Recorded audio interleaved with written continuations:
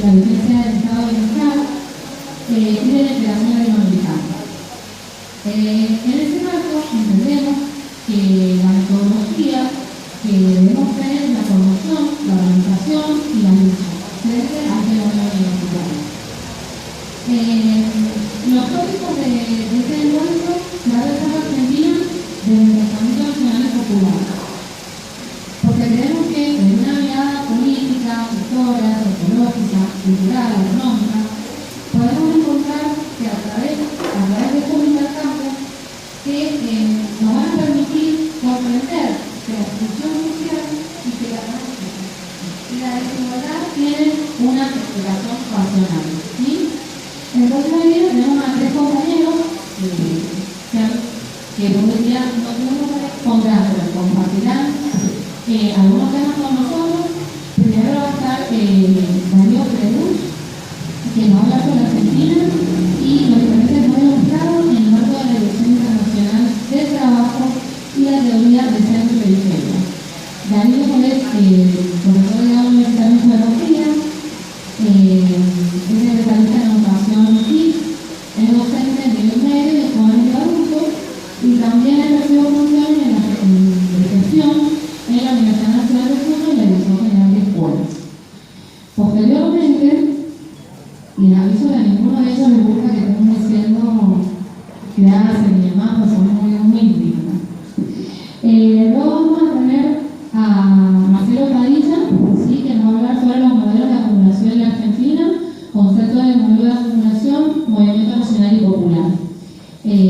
Marcelo es sociólogo y es docente de la UNCUYO y además se desarrolla como columnista en distintos medios de comunicación.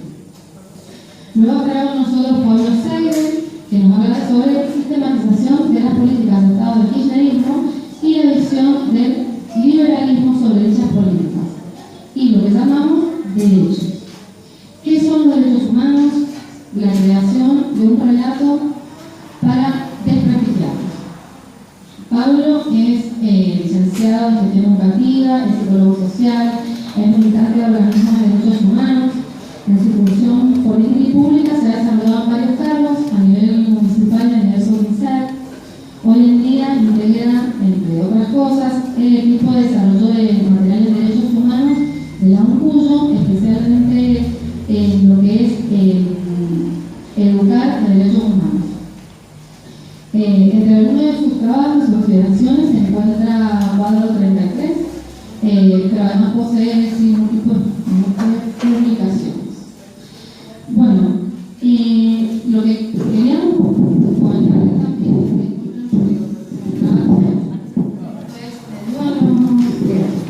no soy la mejor presentadora que ustedes, como bien.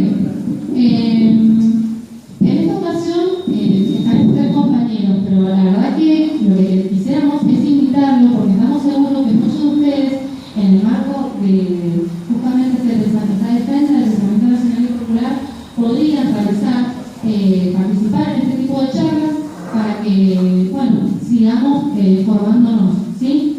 Entonces, los invitamos, a la gente del Centro de Gestión con Avance, a los que han venido invitados y demás, que si tienen temas que creen que puedan ser de interés en el marco de esta defensa, lo avisen y nos vamos organizando para otras charlas. Porque esta no va a ser la única charla, la idea es continuar con esta formación, ¿sí? Les dije recién, pero bueno, se está transmitiendo este evento a través del canal de YouTube que tiene RCA Mendoza y al mismo tiempo va a ser subido también al canal de YouTube de RCA, digamos, nacional, ¿sí? Para que otros compañeros que tal vez no pueden estar aquí puedan escuchar a estos compañeros que están acá. Bueno, los dejo con Darío. Lo último que me queda decirles es que para hacer una dinámica, digamos, de que puedan ustedes también intercambiar con ellos, se nos había ocurrido que si a ustedes tenemos unos papelitos, si a ustedes les surgen preguntas, van anotando esas preguntas que tendrían que hacer los profesores para exponer los tres en realidad y luego ellos podrán respondiendo a esas preguntas. Me parece que teniendo ellos ya las preguntas podrían organizar las respuestas y después pasar a un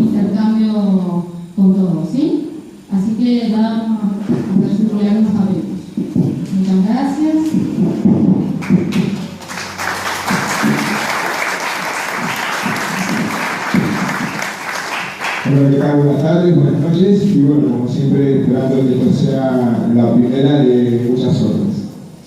Básicamente lo que yo quería compartir con ustedes es una breve introducción, es que estoy convencido que el discurso de la derecha es una construcción cultural que arraiga en dos siglos. Por lo tanto, también estoy convencido de que tenemos que empezar a consolidar la construcción cultural del discurso del pensamiento nacional y popular. Pero en ese sentido tenemos que ir sumando, intercambiando, apoyándonos entre nosotros con varias ideas, con aportes, etcétera, como para poder comprender y explicar eso que recién decía Nati, de que la exclusión social, de que las desigualdades sociales no son aleatorias ni por varitas mágicas, sino que tienen una explicación racional. Bueno, entonces vamos a empezar con un videito de unos 10 minutitos. Historia del ajuste en la Argentina.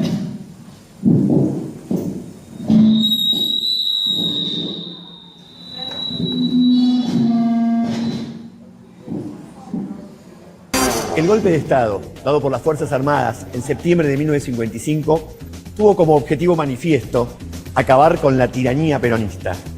Impuso también el primero de los gobiernos que en las décadas sucesivas iban a intentar terminar con los salarios altos y la inversión social del Estado. Fue el denominado Plan Previch, desde donde se señaló que los controles de la economía, el exceso de demanda, los salarios altos y los gastos del Estado eran los principales problemas de la economía, y desde donde se propuso la entrada de nuestro país al Fondo Monetario Internacional. El acuerdo con el FMI se firmó en 1957 y tuvo como finalidad volver a la libertad económica. Como contrapartida, un préstamo de 75 millones de dólares. A cambio de eso, el gobierno se comprometió a una serie de medidas, entre las cuales se incluyó la liquidación del IAPI, Instituto Argentino de Promoción del Intercambio, que era el organismo que administraba el comercio exterior. Las ideas desarrollistas que accedieron al poder de la mano de Arturo Frondizi en 1958 facilitaron el ingreso de capitales extranjeros con la idea de desarrollar la industria y aumentar la competitividad. En junio de 1959 asumió el capitán ingeniero Álvaro Alzogaray como ministro de Economía. Era un fundamentalista del ajuste. Él promovió las privatizaciones, la contención del gasto público, el congelamiento de salarios y la devaluación. Sintetizó su política de ajuste en una frase con extensión de tuit: hay que pasar el invierno. Hay que pasar el invierno. Lamentablemente nuestro punto de partida es muy bajo. Muchos desatinos y de errores nos han conducido a una situación realmente crítica y estos errores provienen de mucho tiempo atrás.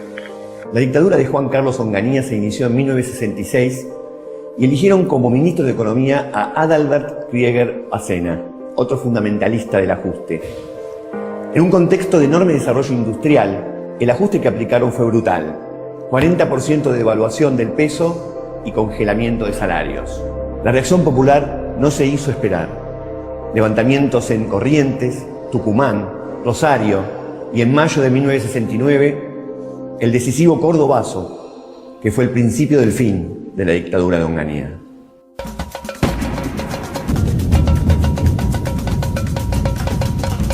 El regreso del peronismo al poder en 1973 pareció consolidar el fin de la era de los ajustes. Sin embargo, tras la muerte de Perón en 1974, asumió la presidencia su viuda, María Estela Martínez de Perón, y el ministro de Economía de entonces, Celestino Rodrigo, aplicó una devaluación del peso con respecto al dólar del 160%. La subida de los precios fue disparatada y muy, pero muy por detrás quedaron los salarios. El Rodrigazo fue nafta sobre el fuego en el que ya ardía el país y la reacción popular y sindical fue extraordinaria. ¿Las cosas suben o están estabilizadas ahora después de la medida de gobierno? Suben lo mismo, señor. No hay dinero que alcance. ¿De modo que no se siente ningún alivio? El de la cartera nada más, señor. La Junta Militar que tomó el poder en marzo de 1976 puso como ministro de Economía a José Alfredo Martínez de Hoz. Él fue el encargado de imponer el plan de ajuste más brutal de toda la historia argentina. Se abre, señores, un nuevo capítulo en la historia económica argentina. Hemos dado vuelta una hoja del intervencionismo estatizante y agobiante de la actividad económica para dar paso a la liberación de las fuerzas productivas. Antes la competencia era insuficiente. Teníamos productos buenos, pero muchas veces el consumidor debía conformarse con lo que había sin poder comparar. Ahora tiene para elegir, además de los productos nacionales, los importados. En cuestión de meses, los salarios se redujeron a 1/3. El dólar pasó a ocupar un rol central. La economía se liberalizó y la deuda externa se multiplicó por 7. Toda la resistencia social fue aplacada a balazos, tortura y muerte.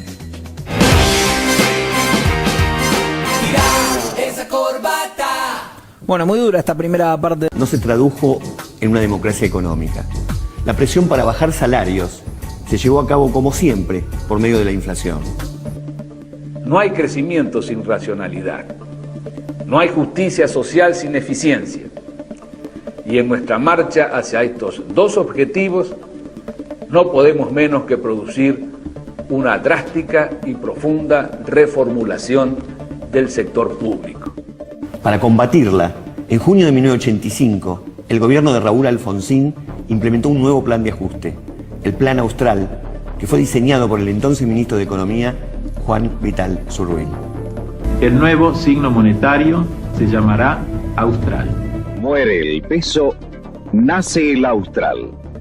Un dinero fuerte y sano que no arrastra consigo la carga de la inflación. Se le quitaron 3 ceros al peso y se fijó el valor del Austral casi igual a $1. Se congelaron precios y salarios y el recorte del gasto redujo jubilaciones y los sueldos de la administración pública. Pero al poco tiempo, la inflación recrudeció y volvieron a bajar los sueldos de los trabajadores. El final anticipado del gobierno de Alfonsín y los primeros años del gobierno de Menem estuvieron signados por la hiperinflación, que es el gran mecanismo de erosión de las ganancias populares. Domingo Felipe Cavallo, que había sido presidente del Banco Central durante el gobierno del dictador Vignone, pasó del Ministerio de Relaciones Exteriores al Ministerio de Economía y en abril de 1991 lanzó el Plan de Convertibilidad. En enero del 92 reemplazó el Austral por el peso convertible, lo que implicó que por cada peso circulante debía haber $1 en el Banco Central. El valor de nuestra moneda está, sin dudas, perfectamente asegurada y nadie tiene que temer por la evolución futura de la paridad cambiaria. El peso, que a partir del 1 de enero valdrá igual que el dólar, es una moneda destinada a perdurar con ese valor por muchos años. Me atrevo a decir, por décadas. La economía debe funcionar con tanta libertad como sea posible y con la menor regulación que sea necesaria. Yo sueño con empresarios que no vivan subsidiados ni molestados por un Estado ineficaz e invasor. Una economía popular es aquella que respeta el interés nacional y la justicia social. Se privatizaron las principales empresas estatales del país. El sueldo de los trabajadores fue otra vez congelado y contener la inflación tuvo un costo social altísimo. Para diciembre del 2001, ya bajo el gobierno del presidente Fernando de la Rúa, otra vez estaba como ministro de Economía Domingo Felipe Cavallo. La deuda externa había ascendido a $140.000 millones. La fuga de capitales de solo ese año fue de $29.000 millones. Y un cuarto del total de los trabajadores argentinos estaba sin trabajo. El Estado Nacional encarará una reducción de gasto público de 890 millones de pesos. El grueso de esa reducción corresponde a la eliminación de gastos que la sociedad ha encontrado irritantes por representar la persistencia de privilegios intolerables. Esto incluye gastos en ANSES, tales como la eliminación de pensiones graciales injustificables y la eliminación de los abusos en asignaciones familiares. A darle trabajo a la gente, al bajarle el sueldo a los jubilados. Estamos poniendo esta regla tan firme, durísima, pero creemos que lo tenemos que hacer. Hasta 250 pesos puede retirar en efectivo cada semana, es decir, en billetes y moneda. No es tiempo para detener las reformas del Estado. ni para ñoquis, ni para resistirse a bajar el gasto político. Hoy bajar el gasto del Estado es hacer política social, porque significa liberar recursos para repartir entre quienes más lo necesitan.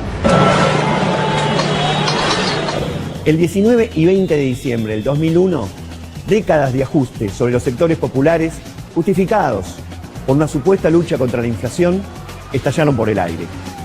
En más de medio siglo, jamás nadie intentó, aunque sea sugerir, que el origen de la inflación se debía a las ganancias empresariales. Alguien tenía que decirlo.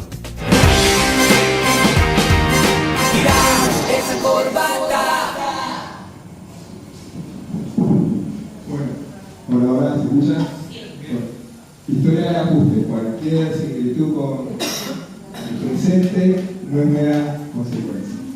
Bueno, vamos a ir tratando de contextualizar, ¿no? Desde la teoría, ¿no? Y por qué se va dando estas tensiones entre ajuste, no ajuste, más Estado, menos Estado, aunque en realidad lo que ha siempre prevalecido es la idea esa de menos Estado, ¿no?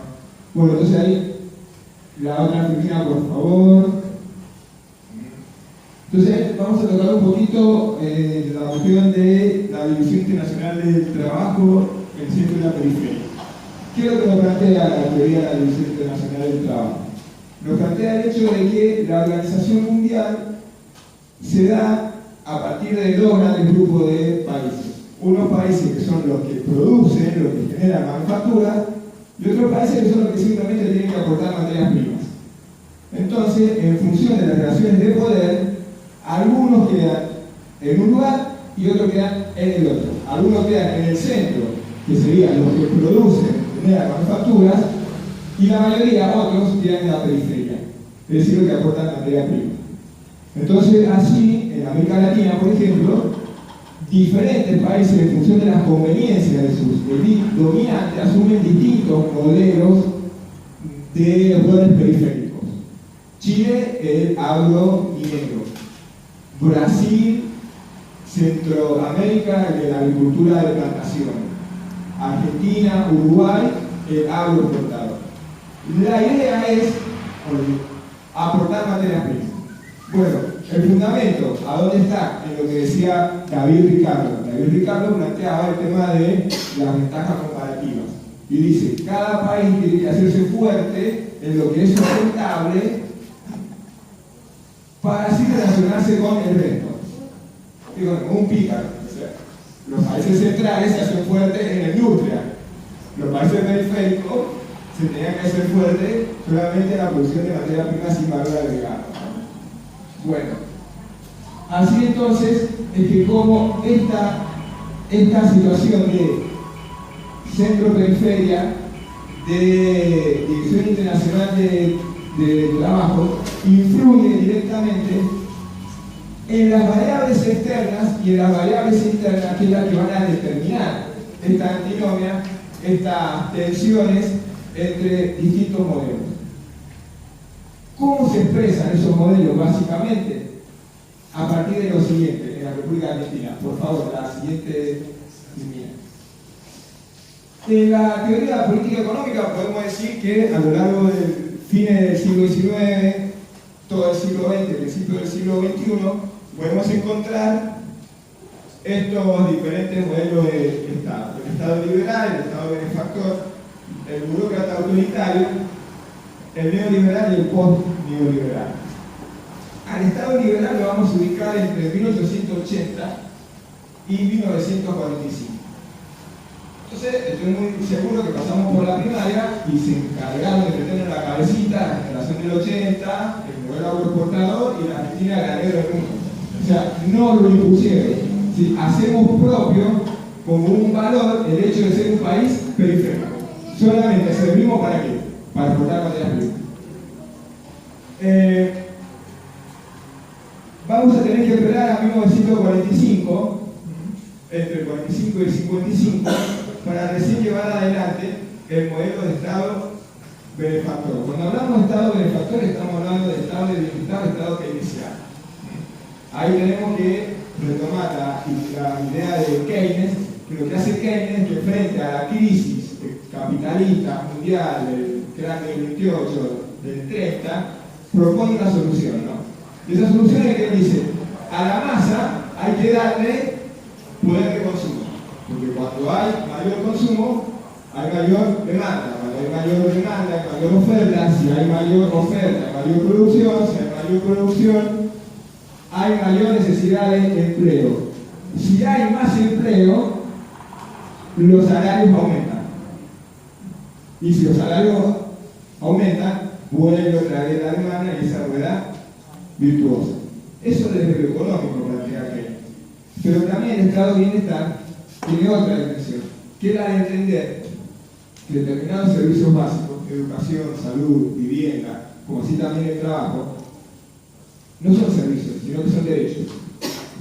Entonces, como derecho, el Estado es el que tiene que contribuir a que la población tenga educación, salud, trabajo, vivienda.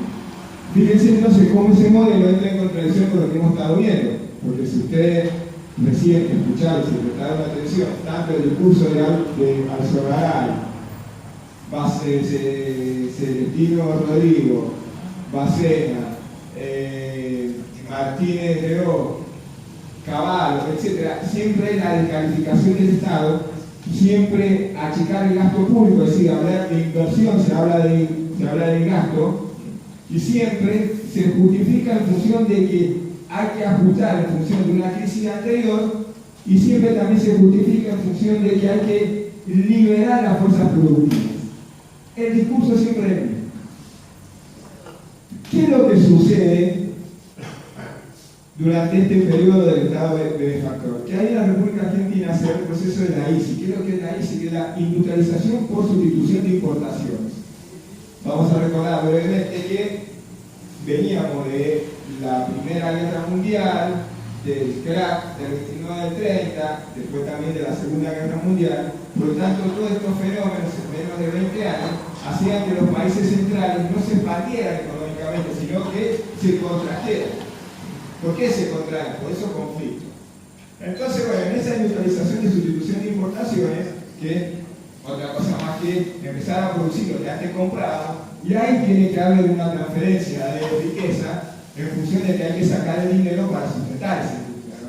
Bueno, ahí viene el conflicto, hay un conflicto con el modelo agroexportador, porque la transferencia de riqueza del sector que más divisas genera, ¿cuál es? El agroexportador. Por eso, la sociedad rural argentina enfrentada con el mismo problema.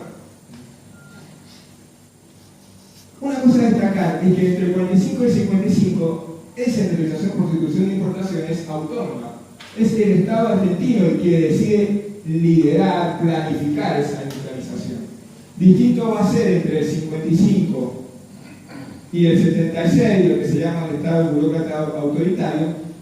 ¿Por qué? Porque hay democracias tuteladas o pseudodemocracias, ustedes se acordarán, Frondizi, Ilia, el radicalismo llega al gobierno con el peronismo proscripto, el ejército controla esa democracia, después viene la dictadura de Onganía, Dayton, la Rusia.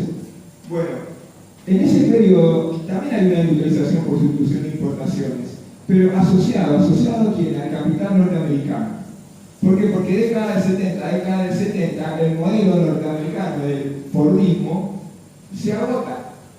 Ya no tienen clientes las fábricas para vender. Entonces necesitan expandir ese modelo, esa economía al resto del continente. ¿Para buscar qué cosa? Nuevos clientes, nuevos mercados. Entonces, es asociado. Ahora, acá vamos a hacer un puntito que es muy... a mí me encanta detallarlo, ¿no? El hecho de que ¿de qué manera la Argentina entra a esa industrialización por sustitución de importaciones asociada? Y entra a partir de lo que promueve, lo que invita a que hay que hacer, lo que propone Prebisch. ¿Quién es Prebisch? El delegado del Fondo Monetario Internacional en Argentina. Y vamos a ver qué es lo que nos propone Prebisch en 1955 para ingresar al Fondo Monetario. Dice: alentar aumentar la producción rural, volver al modelo agroexportador, convocar a capitales extranjeros, la extranjerización de la economía, restablecer el mercado libre de divisas, libre cambio, eliminar progresivamente el control de los precios de los artículos básicos. Lo copiaron, pero que lo copió. Privatizar empresas comerciales e industriales del Estado. Comprimir el nivel de ocupación. ¿Para qué más desempleo? Para negociar los salarios a la baja. Previs propone esto en el año 1957 para que la Argentina ingrese al Fondo Monetario Internacional. Y no es que me fui a investigar, no, está en los libros de historia secundaria. Lo que pasa es que no lo enseñan. Bueno, a ver.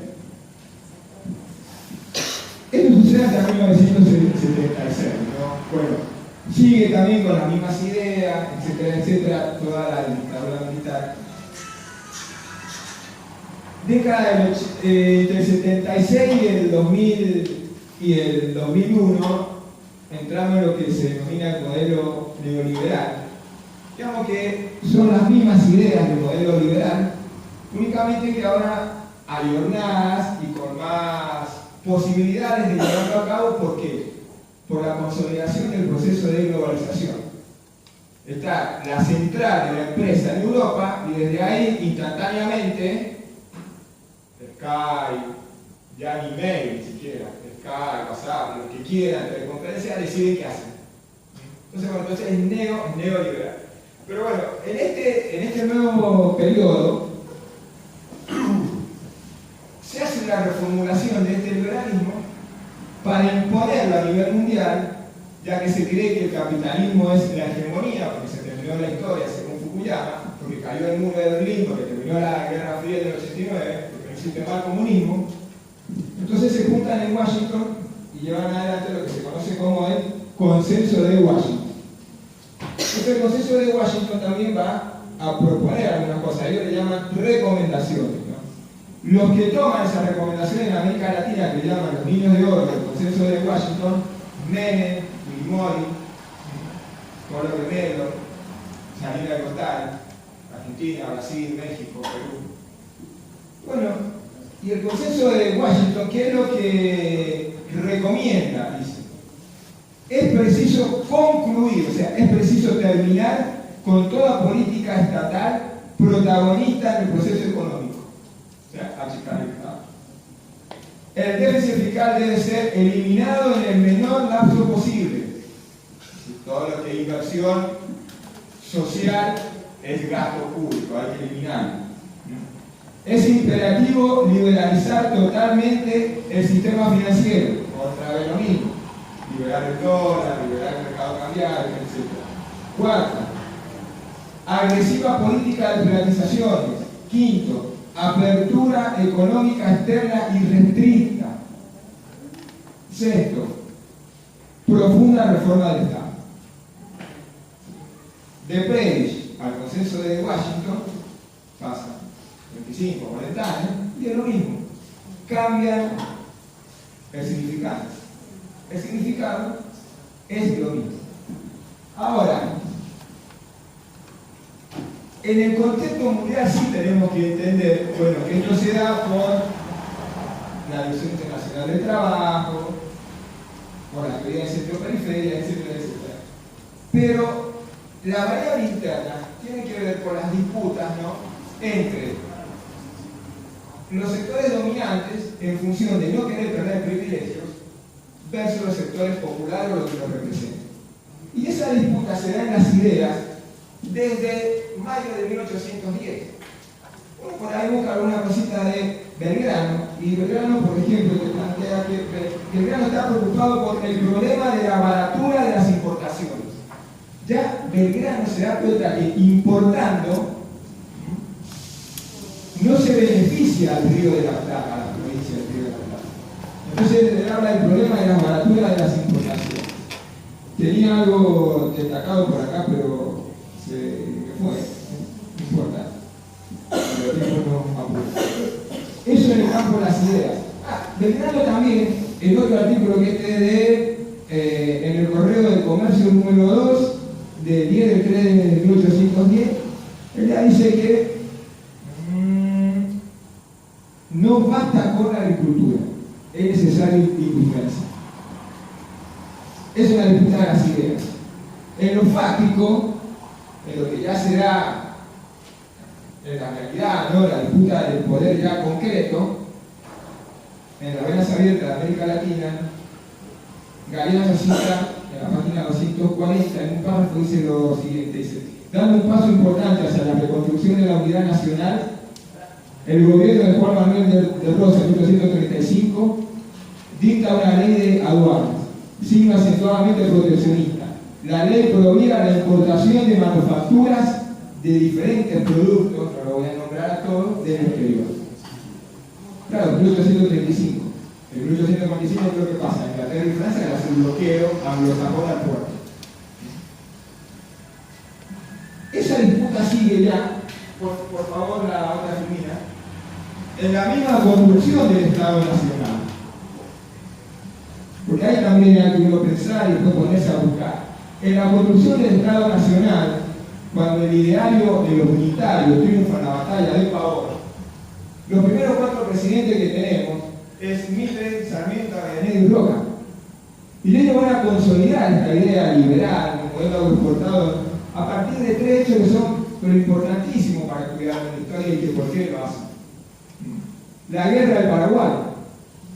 Había que destruir el único país, con un sesgo de industrialización. Y cuando Mitre llamaba a la guerra del Paraguay, lo llamaba el nombre de los apóstoles del libre cambio. Después la eliminación de los caudillos federales, Chacho Peñalosa, Felipe Varela. Y después la mal llamada conquista del desierto, para ganarle tierra a los pueblos originarios en función de la necesidad de expandir la frontera agrícola. Entonces, si en la fundación del Estado Nacional está arraigada esta idea, imagínense cómo va a ser tan fuerte la construcción cultural y que muchas veces asumimos como que es algo lógico el ajuste. Y que muchas veces asumimos que es un despilfarro o una demagogia de inversión social. Y voy a terminar con una penúltima idea, por favor, la otra Argentina. Y recordar también que el ingreso al Fondo Monetario Internacional y esta idea del liberalismo moderno en el siglo XX comienza con un bombardeo a la Plaza de Mayo, junio de 1955. Y que esta etapa va a terminar, por favor, con la otra filmina. 40 años después, en diciembre del 2001, también en la Plaza de Mayo tomada, con decenas de muertos, con represión y un presidente que se tiene que ir en helicóptero. En el medio, los sectores populares resistieron con el cordobazo, resistieron con el mensaje. Y durante el modelo agroexportador intentaron resistir con las huelgas patagónicas, con la Semana Trágica, con las huelgas de quebracho. Volvemos por favor a la filmina anterior.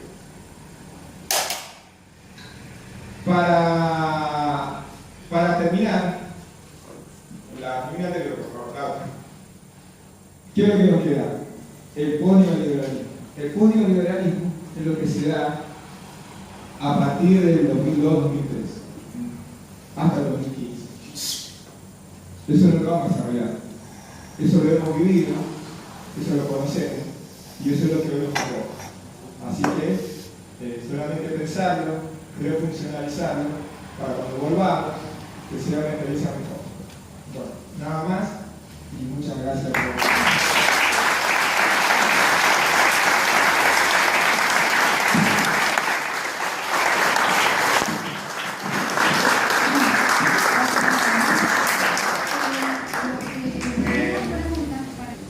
Bueno, lo que voy a compartir con ustedes, básicamente, si bien tiene un marco de análisis teórico y una marcada nombre concreto de la realidad nacional, de los movimientos nacionales en la Argentina, es bastante complementario con lo que planteó Darío, pero bueno, yo trabajo con otra categorización desde la sociología que puede ser monetaria, o discutible, como es la respuesta en confrontación, si quiere.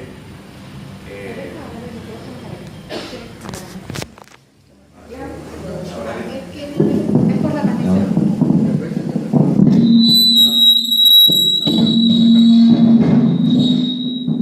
Dejémoslo acá.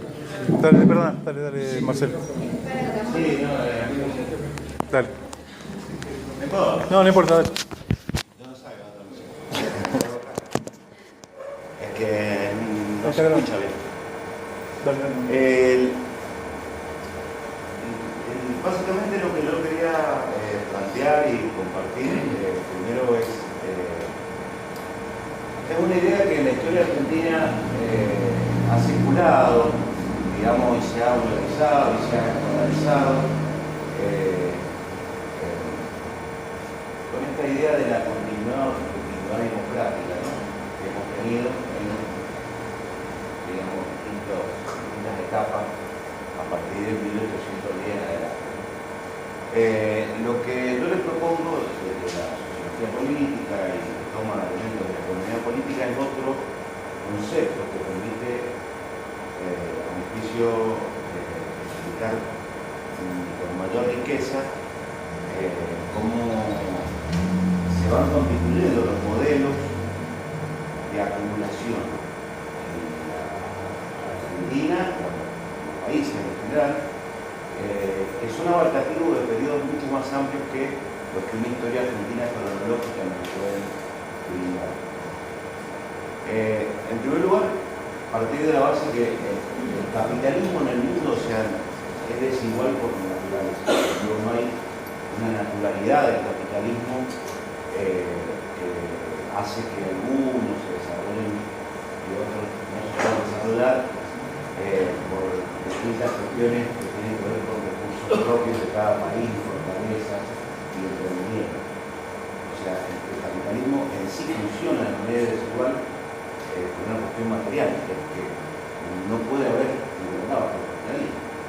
Y hay, como decían países centrales y países periféricos, porque justamente los países centrales son los países imperialistas, que se constituyeron en países centrales en la División Internacional del Trabajo a partir de la invasión y el reparto del mundo. Esta noción de proceso de construcción de los centros y periferias tiene que ver básicamente con una situación histórica. La historia de la formación de los centros tiene que ver con el desarrollo imperial, básicamente de los países europeos en la primera instancia, con Inglaterra, Francia, Alemania, en el reparto de distintas zonas de conocemos la zona de la periferia capitalista, los países del tercer mundo, y que tienen como característica central o específica los centros, los países imperiales, la siguiente: que sus burguesías nacionales controlan lo que se llama el proceso de acumulación. ¿Esto qué significa? Que el proceso de acumulación implica controlar el comercio exterior, la fuerza de trabajo, el mercado de cambio, la tecnología y los recursos naturales. Esa, digamos, posibilidad de controlar el proceso de acumulación es propio de los países que tienen burguesías nacionales que constituyeron estados imperiales.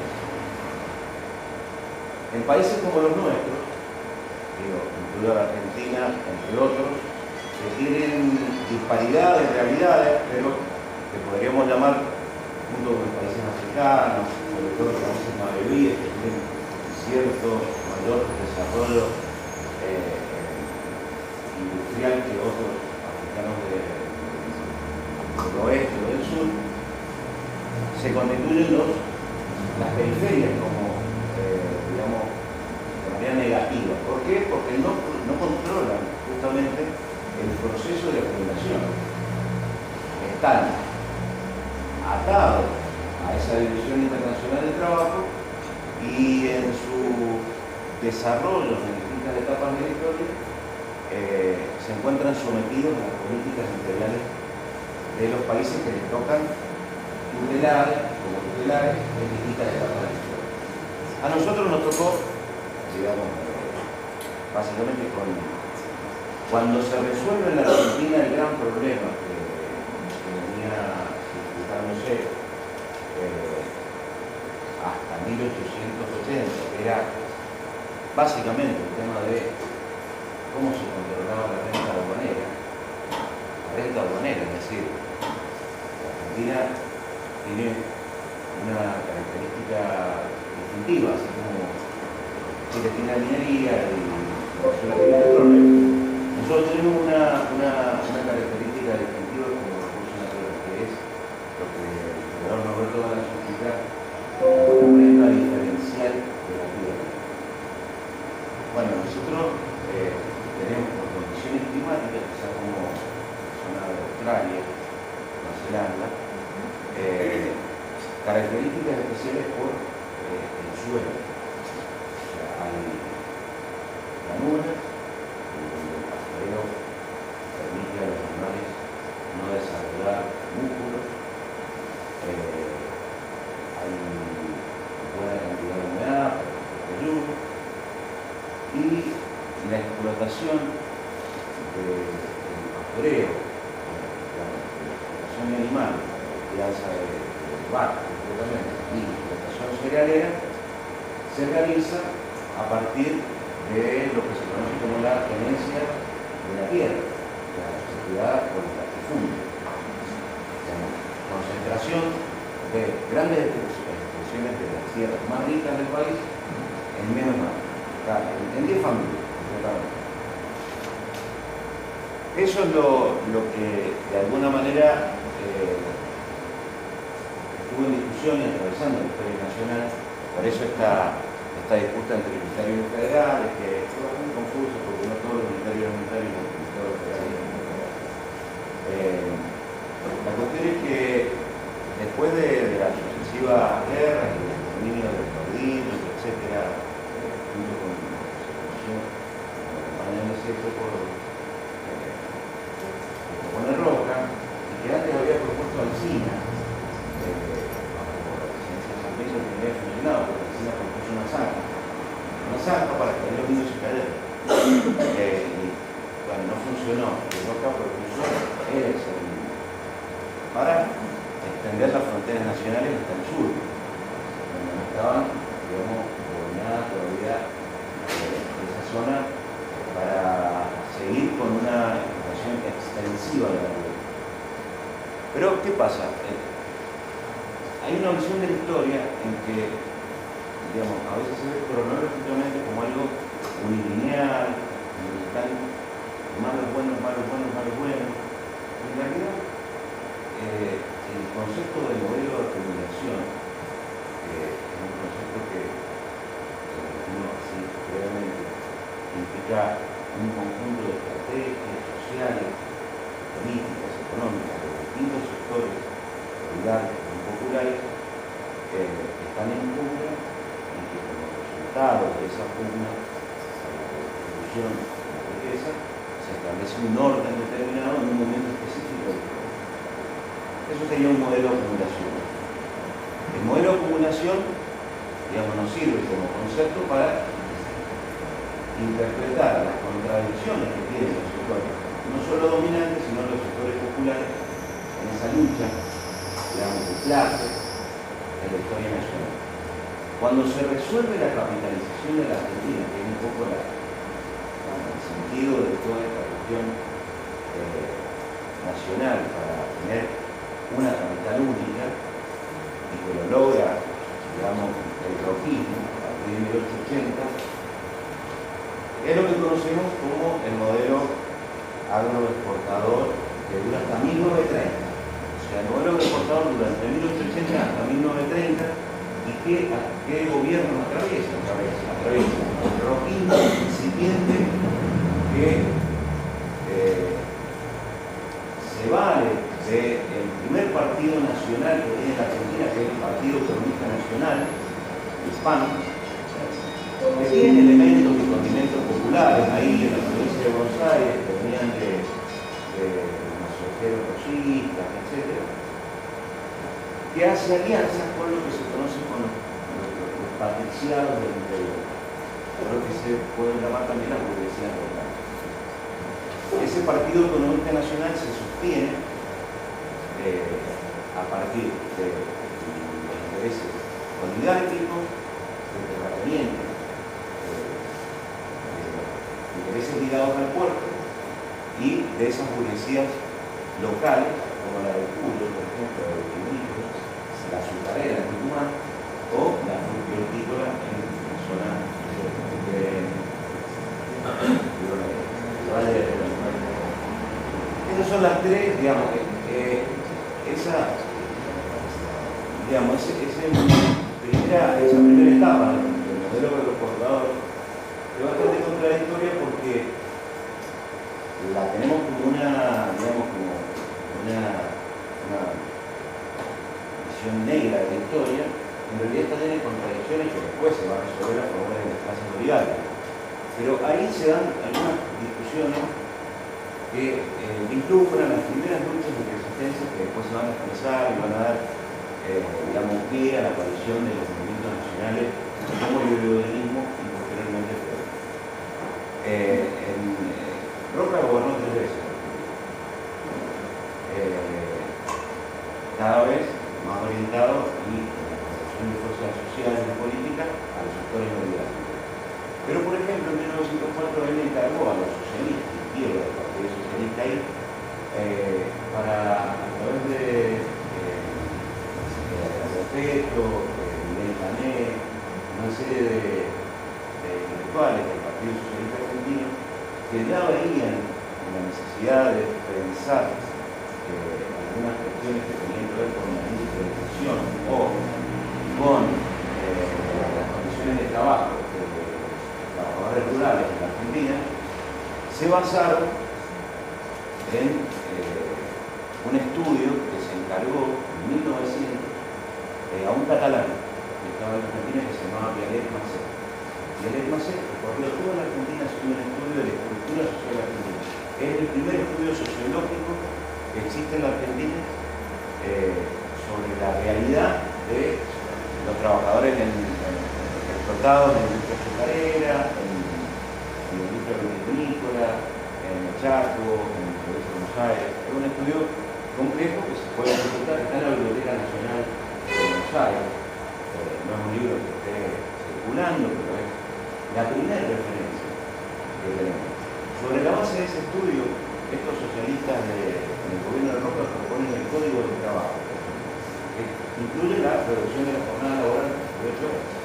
Lo que pasa es que el roquismo, que venía, digamos, disgustando al interior con el mitrismo, que es una expresión más oligárquica de esa alianza, termina siendo derrotado y esto no prospera en el Congreso Nacional. Para mostrar contradicciones, todo modelo de acumulación, ya sea el modelo del exportador que dura entre 1880 hasta 1930, lo que pasa por el gobierno y los gobiernos anteriores, el modelo sustitutivo de importaciones, que es el segundo, que arranca en 1930, incluye a la década infame, con un nacionalismo popular dirigista estatal por parte de militares, en la década del 30, se hace nacional y popular a partir del peronismo, continúa con una visión más aperturista pero con predominancia, con el franquismo, el zapatismo económico, pero que culmina en la década en el año 76 con, sobre todo, con la previa de la crisis del petróleo en el 73, pero fundamentalmente a partir del 76 como línea demarcatoria de la instalación de otro nuevo y tercer modelo de acumulación migratoria que también se lo denomina rentístico financiero, un modelo especulativo neoliberal, que va a abarcar no solo desde el año 76 con la dictadura militar, sino que va a seguir estando como modelo, digamos, de manera predominante, siempre en el marco de una serie de consideraciones al interior, en las fuerzas sociales en disputa, bajo el gobierno de Alfonsín se va a profundizar en un sentido mayormente particular en el gobierno de Menem, y va a hacer explosionar con la alianza con De la Rúa en el 2001. Ahí tenemos los tres modelos, digamos, donde hay un recorrido también de distintos regímenes políticos. Uno dice, bueno, el modelo explotador era voluntario, bueno, sí, era predominante en el oligárquico, pero al interior, como el concepto de modelo de acumulación, pero bueno, justamente una visión, digamos, más dinámica de la historia, al interior se dieron intentos de construcción de nuevas políticas populares. Una de ellas fue el liberalismo, que surge de la resistencia al modelo exportador, pero básicamente al régimen oligárquico de Roca. De Roca y todos los presidentes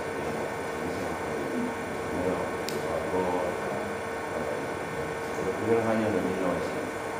Hay detalles que tienen que ver con son culturales, son sociales, que también dan, digamos, una dimensión de mayor complejidad. El hidrogenismo nace de una resistencia y armada, una situación porque se declara radical y esa fue la táctica que utilizó Irigoyen para construir un movimiento que desde el silencio y fundando fue el antecedente de la unidad básica peronista, los comités radicales del norte. Entonces, esas organizaciones de base son las que permiten la construcción, digamos, de abajo hacia arriba de los sectores populares que se van empoderando políticamente a través de lo que se considera el irigoyenismo como primer movimiento nacional, que tenía sus limitaciones porque en ese momento no había un gran desarrollo del movimiento obrero, estaba, digamos, o sea, no había porque no había desarrollado la Argentina industria. ¿Qué base social tenía el irigoyenismo? Bueno, los pequeños trabajadores agrícolas, los comerciantes, profesionales del Estado. Y las corrientes inmigratorias van a tener que ver en el segundo gobierno de Irigoyen, que son la segunda generación de inmigrantes que van a acceder al voto y que es por lo que va a pelear Irigoyen. O sea, nosotros no pactamos con Roca hasta que no hayan elecciones libres, y de ahí viene lo que, digamos, cuando se instaura la ley que lleva el nombre del presidente del momento, la ley Sáenz Peña, 1912, y que se aplica en 1916, permite, digamos, que el irigoyenismo triunfe con mayorías populares frente a la oligarquía. El irigoyenismo va a tener tendencias al interior bajo la predominancia del modelo oligárquico, pero no va a poder enfrentar, digamos, a los que tienen el poder real, digamos, la tenencia de la tierra, que todavía seguía repartida entre 10 familias. Habían tendencias adentro contradictorias sobre el tema de lo industrial, y se tomaron algunas medidas favorables desde el irigoyenismo, pero sus límites fueron límites históricos objetivos, no por voluntad o mala voluntad de Irigoyen, que terminó no en lo que muchos dicen el Estado árbitro de Irigoyen, que el Estado nunca es árbitro, nunca es neutral. El Estado tiene una orientación para un sector social o un bloque hegemónico dominante, o para el otro, o juega para la oligarquía o juega para el campo popular, digamos, para hacerlo. Nunca el Estado es neutral, nunca el Estado desaparece, y tampoco se achica. Lo que se achican son las funciones del Estado en las políticas sociales a partir de los gobiernos que necesitan justamente de políticas de ajuste para que son, digamos, entabladas como políticas de encarnamiento con los intereses transnacionales.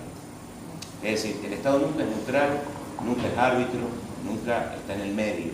El Estado siempre juega para algún lado. Y lo hacen jugar los grupos económicos que tienen el poder real. El irigoyenismo tiene esas limitaciones. Irigoyen hace lo que puede y termina enfrentándose hasta con el movimiento obrero, agrario, anarquista, y viene esta cuestión de la represión en el sur, que todos conocemos, y la Patagonia rebelde, y la Patagonia trágica, etc. Pero es el primer antecedente del movimiento nacional y popular en la Argentina, que se va a desarrollar bajo el modelo agroexportador. Ahora, ¿qué pasa cuando viene el proceso sustitutivo de importaciones? En la década del 30 se produce, por las condiciones internacionales, el crack del 29, hay un proceso de estancamiento. Por ejemplo, cuando gobernó Irigoyen, cuando gobernó Perón y cuando gobernó Kirchner y Cristina, siempre estuvimos neutrales en las guerras. Son los movimientos nacionales y populares que justo en las guerras mundiales o en las guerras, digamos, en donde Estados Unidos y el bloque aliados y la ONU y la Mar en Coche piden ese alineamiento, justo hemos tenido la independencia relativa, digo de relativa, obviamente muy conforme, contento no sé si decir, porque después de todo lo que nos pasa hay que buscar las palabras, hay que ser muy cuidadosos. Nosotros decimos, qué bueno que estemos todos, sí. Sería bueno que estemos en otro lado. Sí. Pero lo bueno, permítanme por favor, realmente como ha sido organizado este encuentro, esta charla, que tiene que ver lo que yo quiero decir desde acá, que le han denominado de formación, y adentrarnos y tener una lectura crítica, una apropiación conceptual de todo este maremoto que se nos vino encima. Realmente, yo no estoy diciendo nada nuevo, si digo que es muy necesario. Siempre lo fue, siempre lo fue. Justamente con Padilla lo conocí hace mucho tiempo, los dos tenemos ya 28 años más o menos, docente Padilla. En otras épocas, esto lo quiero decir y tiene que ver con lo que seguramente vamos a desarrollar. La formación para nosotros, los que militábamos en otra época, era esencial, fundamental, central. No podíamos nosotros intervenir y pretender hacer una apropiación instrumental de la realidad que nos rodeaba sin saber efectivamente lo que sucedía, lo que pasaba.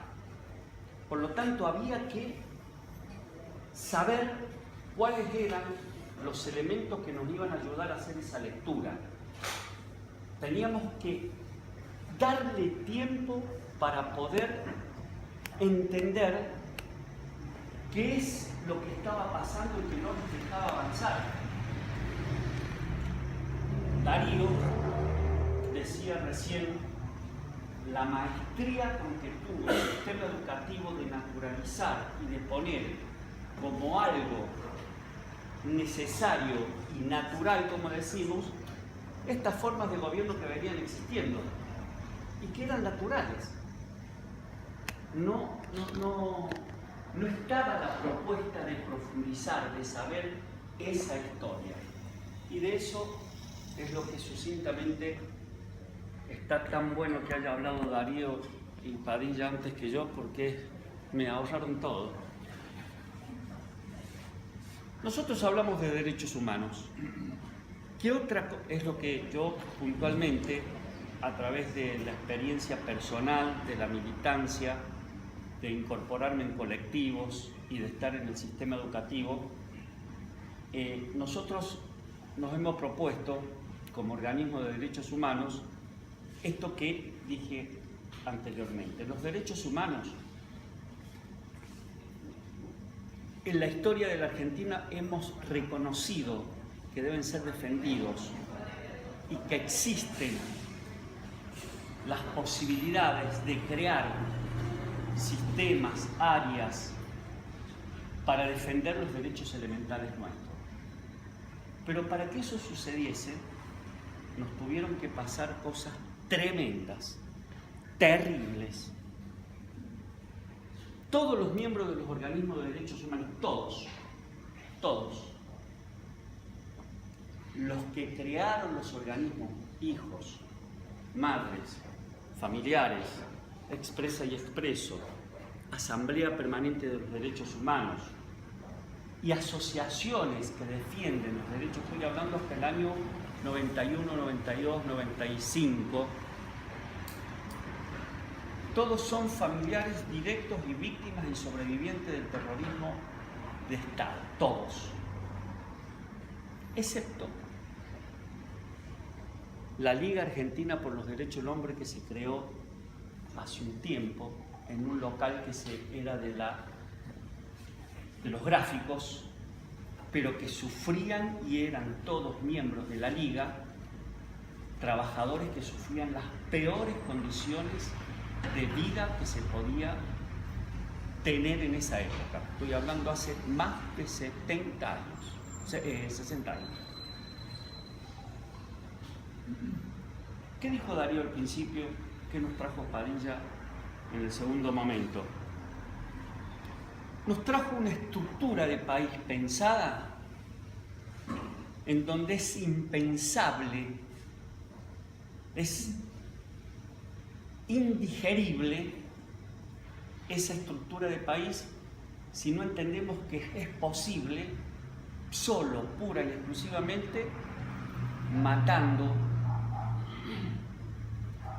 torturando, fusilando, exterminando,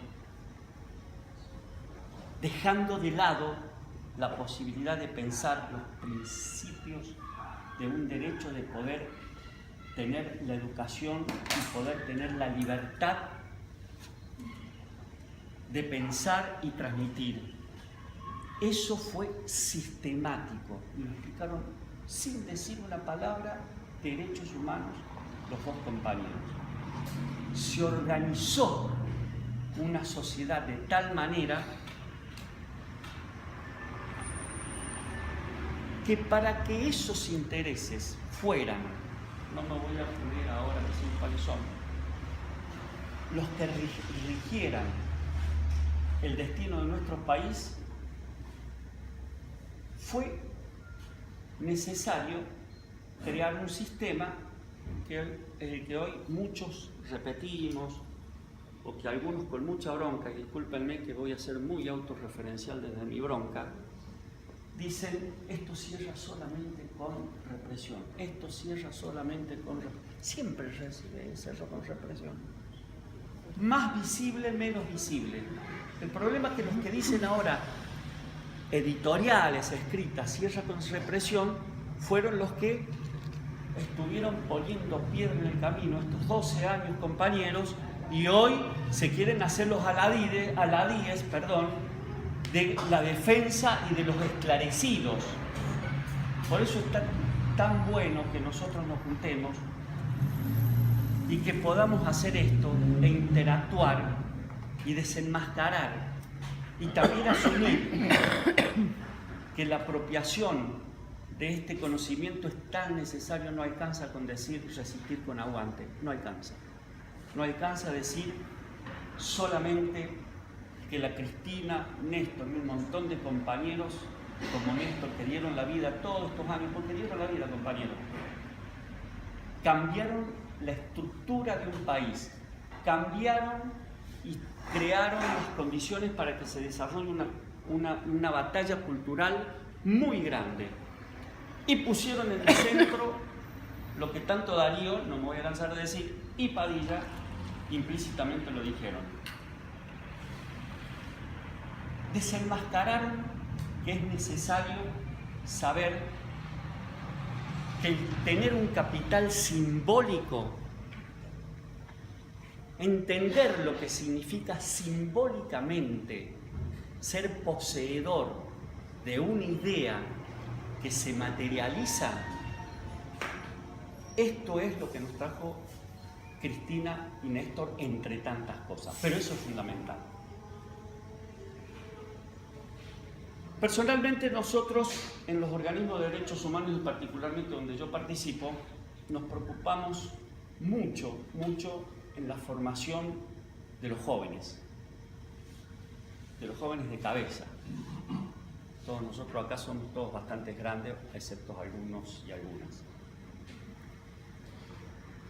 Porque nosotros creemos que justamente, únicamente, con actos como este y con la participación concreta vamos a poder hacer memoria. ¿Qué es la memoria? Por favor, no quiero dar una clase. Voy a decir lo que nosotros pensamos. En otras palabras, podemos, sí, si quieren, que va a ser un aporte, pero no es el momento, ni creo que todos nos interese estar en ese lugar. Desde lo que dice Daniel Feierstein, la memoria y su evolución, o lo que puede llegar a decir otros autores y llegar a Lacan y hablar que la memoria la debemos entender como todo el desarrollo psíquico, que es de una lógica inconsistente. Una lógica inconsistente. A mí me cerró mucho lo que dijo Padilla cuando habló de la acumulación, ese modelo de acumulación que todos creen que es lineal, único, que está lleno de inconsistencias y tiene una lógica, pero es inconsistente. De eso se trata. La memoria, nosotros, cuando estudiamos y queremos ver y pegarnos en nuestra historia reciente, hablo de 60, 50 años para esta parte, vemos que la violación sistemática de los derechos humanos está en todos los órdenes, en todos los espacios, y que nos toca hoy a nosotros, les tocó a nuestros padres, a nuestros compañeros y les toca a nuestros hijos y a nuestros nietos. Cuando nosotros hablamos de memoria, nosotros decimos que es necesario conceptualizar cuando decimos las secuelas de la dictadura cívico-militar eclesiástica que tuvo en este país. Las secuelas. Cuando decimos las secuelas, muchos nos dirigimos a los hijos desaparecidos, a los ex detenidos, a los sobrevivientes, a los familiares directos que perdieron los padres. Y lo que quiero traer acá es que la secuela esencial de la dictadura cívico-militar eclesiástica fue trabajada, fue para que dure y para que opere en las instituciones. Ahí están las secuelas reales. Me voy a referir a una, que es el sistema judicial. Fíjense si no hay secuelas ahí. Sí. Cómo dejaron todo armado, así en lo educativo, así en el sistema represivo. Estoy describiendo todo esto para poder llegar qué es lo que construimos en la última década. Las secuelas reales están en las instituciones y esos espacios fueron los que ellos estuvieron 200 años construyendo. 200 años construyendo. Y muchos, discúlpenme, me voy a referir mucho, como les decía, pretendían que a los 5, 6, 7, 11, 12 años eso desapareciera y que acá faltaba huevo y faltaba decisión y que... Entonces, cuando nosotros hablamos de memoria, cuando nosotros queremos hacer este aporte, cuando hablamos, decimos hacer memoria, decimos que la memoria únicamente puede llegar a ser materializada cuando traemos los hechos que nos pasan hoy. Nada del pasado se trae si no haces una lectura de lo que hoy nos está pasando. De lo contrario, lo que estamos haciendo es memorizar una fecha, memorizar que hubo 200 muertos en algún lugar del país, que hubo un robo de bebé en otro lado, que hubieron palotinos, curas muertos en otro lado. Memorizamos, eso se memoriza y se larga. Cuando hacemos la lectura de la lucha concreta hoy, que esta es la propuesta, de lo que está pasando, de lo que nos pasaba hace 6, 7, 8, 3, 4, 2 años, cuando nosotros hacemos y vemos lo que en estos momentos está pasando, se escapa un dispositivo y necesariamente retrotrae a lo que hemos vivido como sociedad y como singularidad, como personas. Voy a hacer saltos para no aburrir, porque ven, la propuesta es hacer un ciclo de charlas sobre esto. Y una charla puede ser cómo la memoria se materializa y permite y modifica la realidad en algo que hemos construido en estos 12 años, particularmente en estos últimos 7, que son los juicios. Los juicios de lesa humanidad, lesa porque lastima, lesa porque es imprescriptible, pero lesa porque lastima, porque hacer ese juicio en donde hay algo, imagínense la construcción que tuvimos que hacer desde los organismos de derechos humanos, de poder llegar a un lugar que lo permitió una voluntad política que tenía una voluntad de participación y una voluntad de participación por parte de Cristina. Yo, discúlpenme, voy a decir Cristina y Néstor, porque fueron muchos compañeros. Cristina y Néstor fueron los compañeros. 2 compañeros que se le escaparon al milico. No tengo ninguna duda que si lo hubieran agarrado, no, hoy no estarían. Que supieron construir una construcción y sabían que los principales actores que sufrieron las terribles cosas que los depredadores hicieron en la Argentina tenían una visión antiestatal. Los organismos de derechos humanos no nos podíamos sentar a hablar con el juez.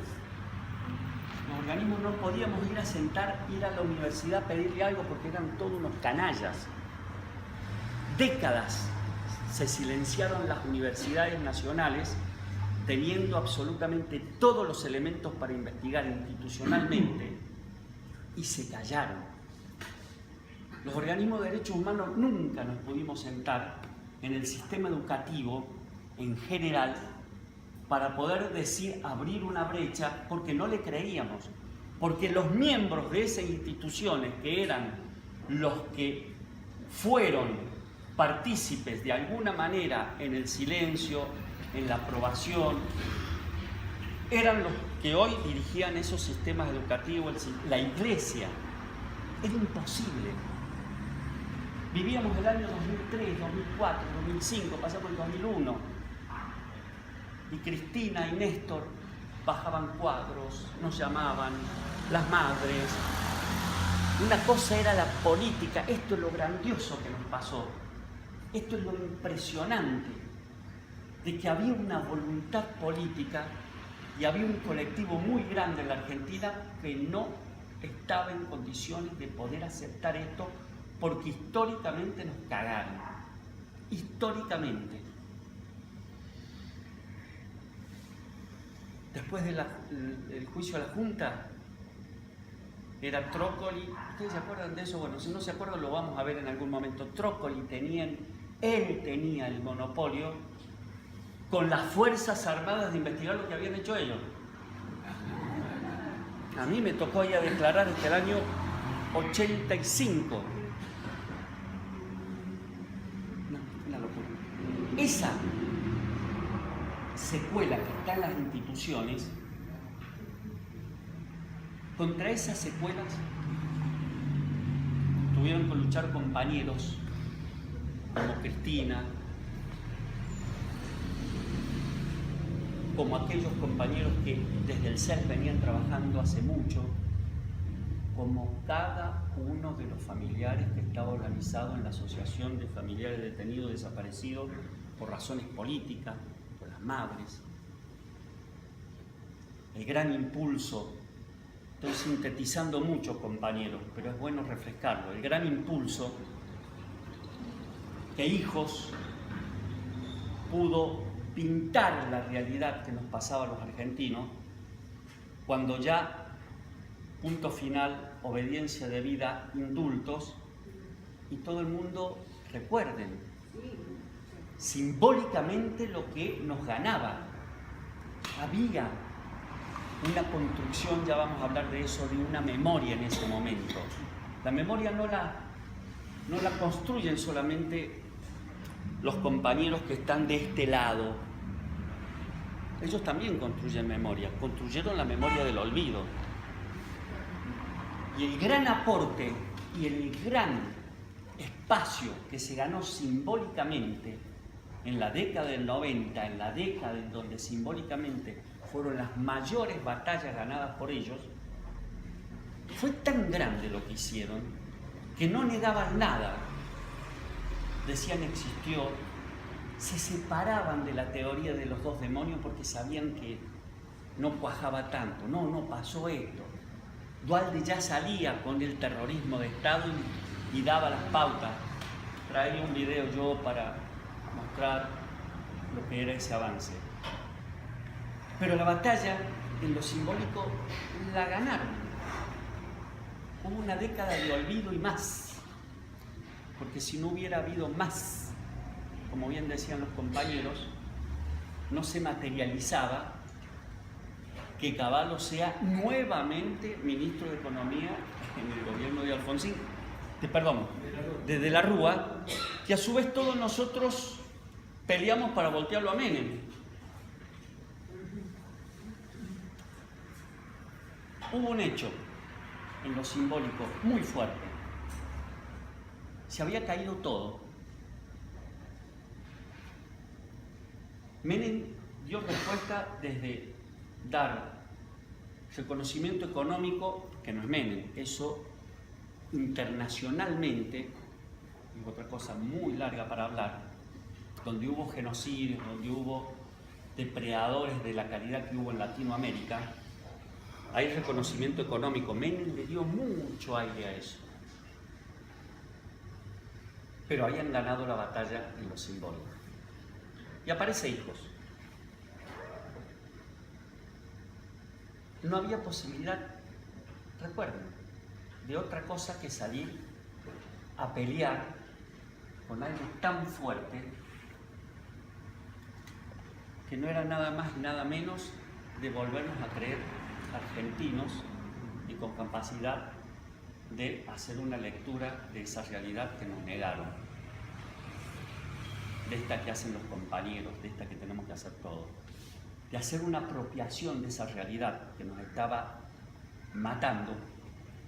No la podíamos hacer, estábamos desarmados, 25% de desocupación.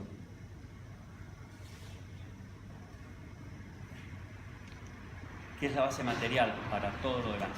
Y con eso se caía todo lo otro, que bien Darío explicó en lo económico, que es una propuesta económica en cada uno de esos espacios, pero con lo educativo, el desarrollo.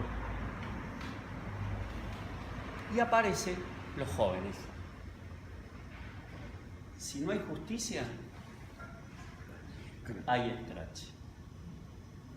Y eso cambió simbólicamente la posibilidad de hacer una lectura de que teníamos resquicios para poder seguir peleando por la verdad, por la justicia, haciendo memoria. Hoy los juicios nos obligan a hacer memoria. La memoria no se concibe sino haciendo la lectura de lo actual. La memoria no es una roca en donde yo escribo, queda y leo eso, esto es lo que pasó. La memoria se recrea todas las veces. La memoria es un acto creativo, es mentira. Y esto lo hemos visto en los juicios, y a esto me quiero referir para llegar a las políticas que hoy no están en peligro. Chicos, se extinguieron.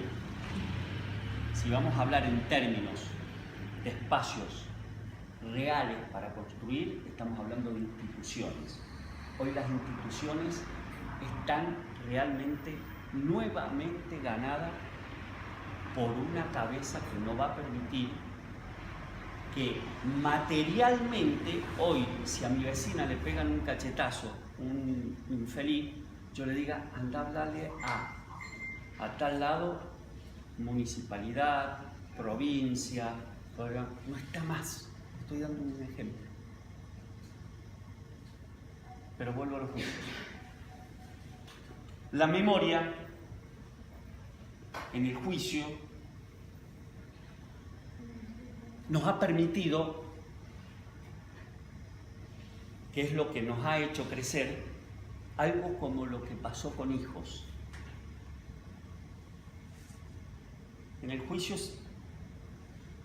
ya me están diciendo 5 minutos. Bueno, no está bien. Discúlpenme. La posibilidad que esta década nos permitió de tener los juicios para saber la verdad, porque hubo una voluntad política gracias a la memoria viva que mantuvieron los trabajadores, los organismos de derechos humanos y muchísimas personas, se crea un escenario en la Argentina imposible de pensarlo hasta hace muy poco, hasta con el gobierno del primer gobierno de Cristina. En un escenario que por primera vez esté el acusado, esté la víctima, esté el tribunal, esté la querella, esté la prensa, esté el público, en igualdad de condiciones, y que ahí aparezca. No voy a repetir que ellos tuvieron la oportunidad, que los compañeros no tuvieron, eso ya lo sabemos todo. Y que ahí aparezca en un acto cotidiano, diario, de una memoria que aportan los compañeros, como la querella que estudió. Ese acto en la Argentina conmovió simbólicamente al mundo. No es una consigna decir que Argentina está al frente de políticas de derechos humanos. No es una consigna, muchachos y chicas. Es real. Es real. Esa construcción, que solamente la pueden hacer los compañeros, es una construcción que tiene un antecedente, voy a saltar muchísimo, para poder hacer una propuesta. Es una construcción que tiene que ver con la construcción de una memoria aniquilante, que fue la que hicieron todos estos antecedentes que dieron los compañeros de distintas formas. Pero más acá, la dictadura cívico-militar eclesiástica creó hizo lo material para que desaparezca cualquier posibilidad de que alguien pueda pensar en lo que proponíamos como sociedad, como comunidad, como organizaciones revolucionarias, un nuevo país. O sea, borraron. No había en un lugar en donde se pudiera hablar cuál era la real propuesta que los compañeros de la década del 70 y los partidos progresistas proponían. Porque no habiendo eso, no hay posibilidad de actuar. Después hubo una construcción de una memoria de la denuncia, que fue en la década del 80 y parte de los 90. Real. Muy peleada por los organismos, por supuesto, y hubo un Estado, sí, Alfonsín hizo la primera parte. Después tuvimos la construcción de la memoria del olvido, una batalla simbólica extraordinaria para estudiarla. Y después vino, no es mágico, estoy hablando de una construcción, porque tuvimos memoria y porque hubo una decisión política, nunca nos olvidemos de esto, una decisión política de que el Estado en materia de política de derechos humanos sea restitutivo de una memoria, recuperador de posibilidades reales y espacios para poder ejercer esa memoria, y reparador, porque crearon los tribunales de lesa humanidad. Yo insisto mucho en la decisión política, y por ahí a los alumnos, estudiantes de terciarios y mucha gente donde hablamos, yo les digo, no me sale la importancia de lo que es una decisión política, porque en la Argentina estaba no madura la posibilidad de hacer juicio, estaba podrida la posibilidad, pero si no hay decisión política no existe. Miren, esto le digo a los estudiantes, hay derechos que se conculcaron durante tantísimos años y hay derechos que se pelearon y hay derechos que salieron porque hubo esta decisión política. Y les voy a dar uno, la ley de matrimonio igualitario. Pero me juego el último dedo que tengo. Se hacía, ¿cómo es que se dice? Un plebiscito. Un plebiscito. Si la sociedad argentina quería o no quería, yo les aseguro que no quería. Y la perdíamos 80-20 o más. Hubo una decisión política y dijo, esto hay que realizarlo. Entonces, yo les doy este ejemplo y podemos adentrarnos. ¿Qué quiero decir? Con esto voy terminando, porque ahí sí me cortan el último que tengo. Nosotros, de alguna manera, decimos que todo es reparable. Absolutamente todo es reparable en la vida. Todo es reparable. Lo único que no se puede reparar es la muerte y la historia vincular vivida. Y menos mal que esto segundo es así, porque podemos volver a ella y modificarla, resignificarla. ¿Qué creemos nosotros? La lucha que se está en estos momentos librando en lo simbólico es muy grande y le están imponiendo. Cierran hospitales con el nombre de las madres, borran áreas reales, concretas, en donde se puede, nosotros, los jueces, los querellantes pueden ir a las áreas, por ejemplo, una como es el área de defensa de los derechos en el Ministerio de Defensa, en donde de ahí se sacaban todos los antecedentes, no solamente para ver si un militar debía ser promovido, sino para sacar todos los antecedentes de cuáles fueron los circuitos y las vinculaciones y articulaciones que tenían las organizaciones, que todavía están muy ocultas, no se sabe todo esto. Todo eso se está haciendo con una batería muy grande de instalar hasta llegar, y con esto salto y termino, todos somos ñoqui lo que laburamos en el Estado. Es una batalla muy grande.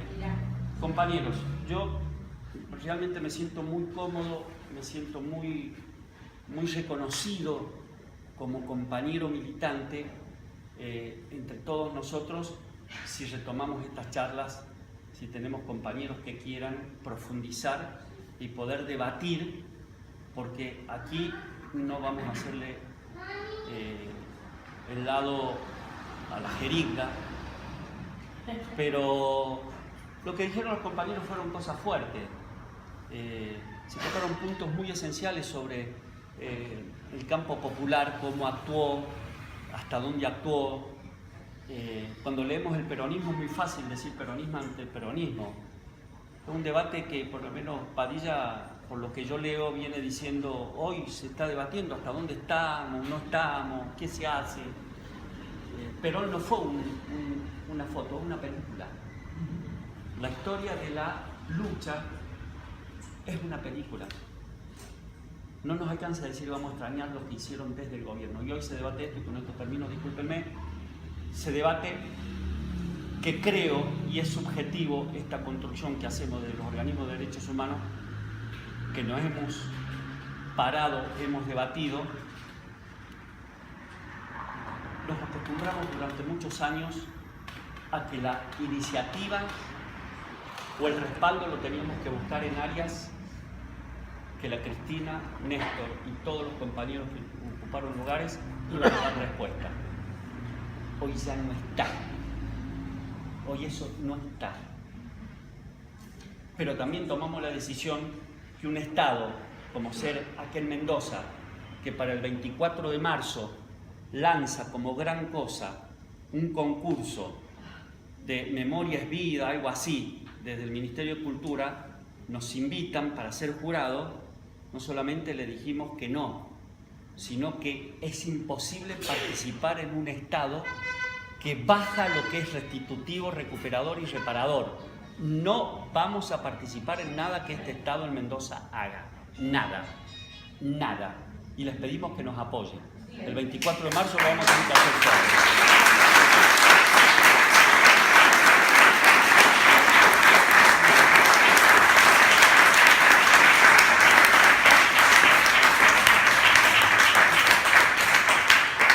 Hacer la propuesta, así que me voy.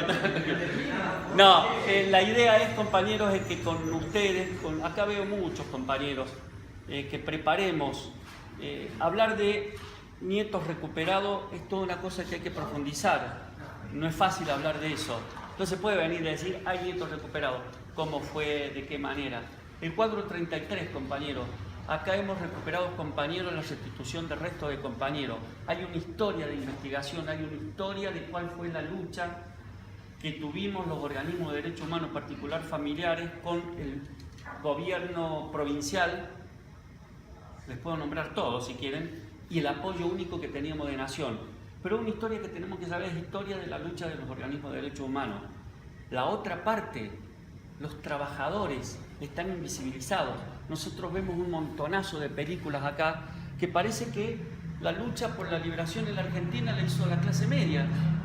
Pero es verdad. Vean desde la historia oficial hasta infancia clandestina, no aparecen los compañeros que trabajan y están en otros lugares. Bueno, la idea es que, como tenemos espacios, hay lugares, hay compañeros muy inquietos, por lo menos, como en este caso Darío Padilla, los comprometemos para profundizar. Gracias. Sí.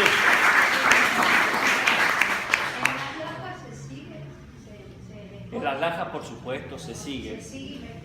Se sigue investigando y esto es algo, chicos, no quiero seguir, pero realmente enmarquémoslo en lo que estábamos diciendo.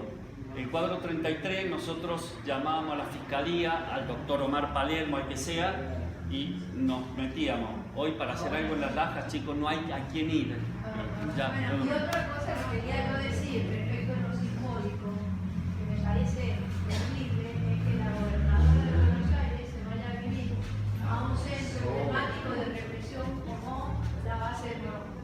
Me parece... Chicos, les quiero decir dos cosas antes de empezar el debate. Sí, ahora le vamos a hacer preguntas a los tres oradores. Una es que Pablo muy amablemente nos ha donado un libro del cuadro 33. No, muchos más tenemos. Bueno, no yo solamente, sino lo que yo Bueno, eso da inicio a la biblioteca con otras fundaciones que están empezando a surgir.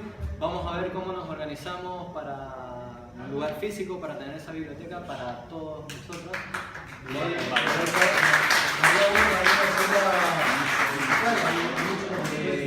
También acá... Y se puede compartir en su casa, se puede reproducir. Tiene una biblioteca digital que nos va a facilitar también para que podamos también llevar. Y lo segundo que le quería decir es que les agradecemos a todos que estén acá, que esto se dio lugar por, como decía Pablo muy bien, la inquietud de algunos compañeros, y que hay que agradecerle a muchísima gente. Como no me acuerdo de todos los nombres y no me quiero olvidar de ninguno, hay que agradecerle a todo el colectivo, porque de una forma u otra todos han hecho posible esto. Así que, gracias.